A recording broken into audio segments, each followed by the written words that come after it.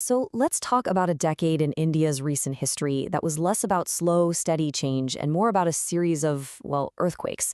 The 2010s were a period of intense, foundational disruption that completely reshaped the country's politics, its economy, and its society.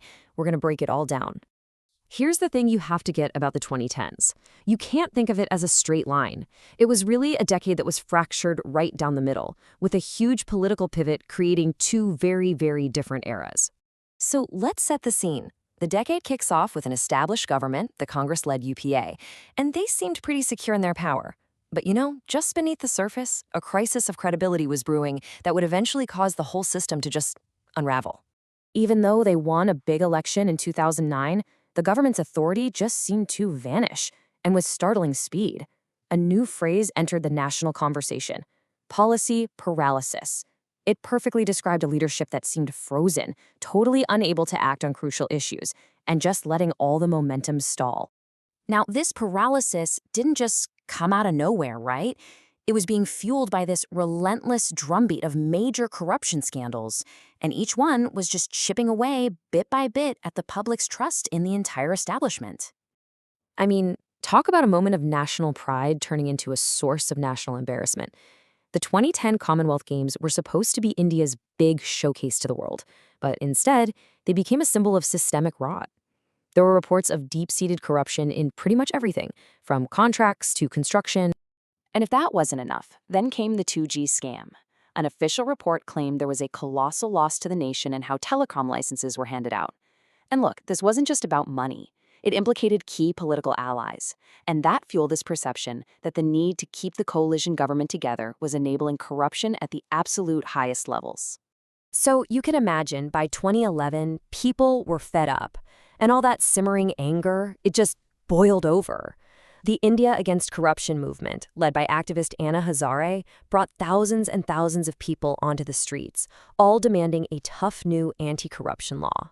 It was a real watershed moment that basically signaled the public was done with the status quo. All of this massive public anger, it created the perfect conditions for a political earthquake. The 2014 general election wasn't just another vote. No, it was a seismic event that would completely redraw India's political map. And wow, just look at these numbers. They really paint a picture of just how massive that earthquake was. The BJP, led by Narendra Modi, just stormed to power with 282 seats. That's the first time a single party got a majority in 30 years. Meanwhile, the ruling Congress Party was absolutely decimated, crushed down to a historic low of just 44 seats.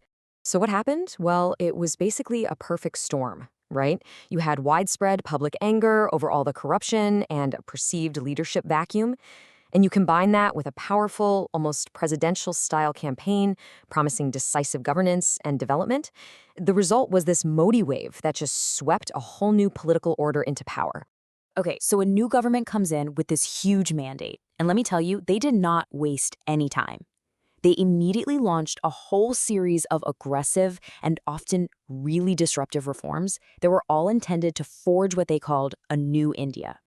But the biggest shock of all? That came on the night of November 8th, 2016. In a surprise address to the nation, the Prime Minister announced that overnight, 86% of the country's cash was basically worthless. It was a massive economic experiment on a scale that's, well, it's almost unimaginable. So the thinking from the government was pretty clear and super ambitious. The goals were to attack untaxed black money, to destroy counterfeit currency networks, and to really accelerate the country's shift to a digital economy. But, and this is a big but, the actual results were, well, complicated. And people are still arguing about them today. It definitely caused a severe cash crunch that hit the informal economy really hard. And while almost all of the money came back into the system, it also dramatically widened the tax base and, maybe most importantly, gave a massive, massive push to digital payments. Now, while all of this is going on, something else is happening. A totally different kind of disruption. This one from the private sector. It had nothing to do with government policy, but believe me, it would change the daily life of nearly every single Indian. I'm talking about the launch of a new telecom player, Reliance Jio, and it just completely blew up the telecom market. Before Geo, 1 GB of data cost you around 160 rupees. After, prices crashed to just 10 rupees. I mean, in an instant, data went from being a luxury to being a cheap commodity. And the effect of that price crash, it was an absolute explosion.